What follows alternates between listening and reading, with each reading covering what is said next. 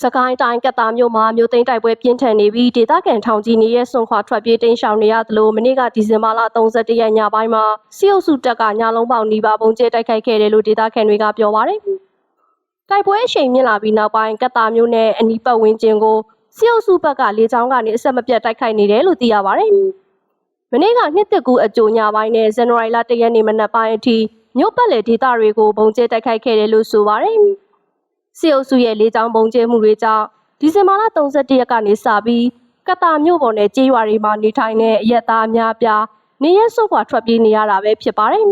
။အခုထိဆက်သွယ်ရေးဖုန်းလိုင်းတွေလည်းခက်ခဲမှုတွေရှိတာကြောင့်ဖုန်းကြီးကြောင့်ဖျားเจ้าများမှာပိတ်မိနေကြတာတွေလည်းရှိတယ်လို့သိရပါတယ်။တက်ကြီးရွယ်အိုတွေအပါအဝင်မြို့ကန်တချို့ကတော့ခြေလင်းထွက်ပြေးတိမ်းရှောင်နေရတာကြောင့်လမ်းမှာပိတ်မိနေတဲ့မိသားစုဝင်တွေရှိပြီးတချို့မှာအဆက်အသွယ်ပြတ်တောက်နေတယ်လို့ဆိုပါတယ်။